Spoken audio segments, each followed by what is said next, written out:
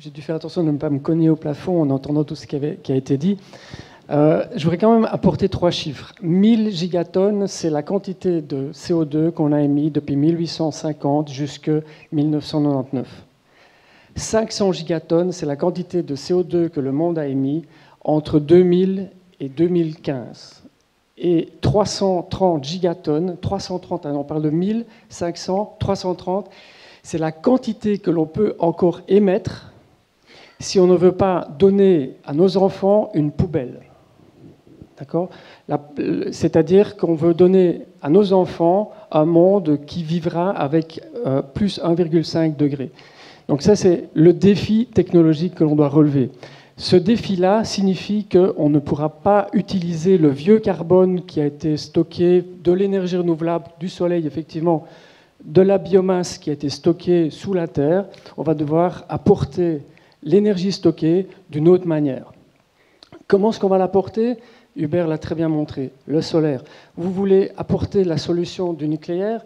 Le solaire, il coûte... alors je vais dire, la dernière offre que EDF a fait aux Émirats Arabes Unis, c'était 4 centimes le kilowattheure. Ils ont fait la même offre en nucléaire en Angleterre. Ils ont demandé d'avoir un prix minimum de 11 centimes. Donc c'est 3 fois le prix. Alors, donc ça, c'est la première réponse. La deuxième réponse, les Suisses ont été très contents que les Français avaient des centrales nucléaires qui fonctionnaient en bande, parce que les Suisses, ils fournissaient les pics journaliers et saisonniers. Et ils ont profité du fait que la centrale nucléaire ne s'allume pas quand on veut et ne s'éteint pas quand on veut. Elle doit produire tout le temps. Donc ça veut dire que la gestion de l'intermittence, elle est aussi compliquée pour l'intermittence solaire que pour l'intermittence nucléaire. Alors soyons sérieux, monsieur. Je regrette, mais c'est la réalité, parce que la difficulté, c'est le stockage saisonnier et pas les variations journalières. La difficulté, c'est le stockage saisonnier, c'est le fait qu'on va devoir apporter de l'électricité, notamment pour faire tourner des pompes à chaleur, pour chauffer nos bâtiments en hiver, et que cette électricité sera produite avec du photovoltaïque, notamment en été. On va devoir installer un système, une infrastructure qui nous permettra d'apporter l'énergie d'été en hiver.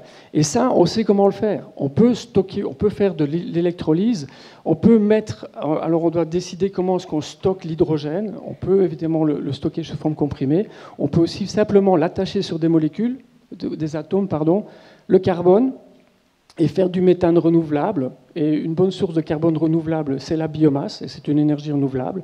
En parenthèse, c'est juste l'âge du carbone qui change par rapport au pétrole, et ou l'azote, et utiliser de l'ammoniac. Et puis là, on va arriver sur les technologies que Hubert a présentées, qui font tout appel à l'électrochimie.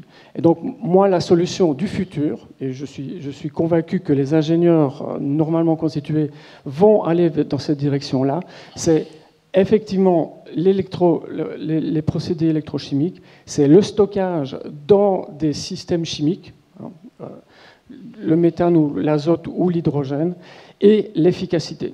Et si vous prenez la voiture que Hubert a présentée, effectivement, une voiture électrique, ça arrive facilement à l'équivalent de 2 kWh au 100. Ça, c'est ce que fait une Tesla aujourd'hui. Moi, j'ai travaillé avec Peugeot. On a fait des designs de voitures qui font 1 litre au 100, ouais, et qui ont beaucoup moins de batterie. Donc ça, les solutions existent. Et pourquoi maintenant on n'y arrive pas ? C'est le problème du lobby pétrolier qui continue à nous faire croire que ce n'est pas possible. On y vient. Et on y vient. Et alors, je vous donne alors un autre chiffre qui est très important. 1000 milliards d'investissements, c'est la quantité que Hubert a présentée tout à l'heure, chaque année, pour l'exploration oil and gas, donc pétrolière et gazière. 5 milliards, c'est par année, c'est la quantité d'argent que le contribuable paye au niveau mondial, et c'est un chiffre du Fonds monétaire international, c'est la quantité d'argent que le contribuable paye chaque année pour compenser le prix du marché et donner accès à l'énergie fossile et compenser les effets de l'énergie fossile, que ce soit au niveau de la santé ou au niveau de l'environnement. 5 milliards, c'est la quantité d'argent que les politiciens ont à leur disposition pour définir de manière autoritaire la valeur du bien commun.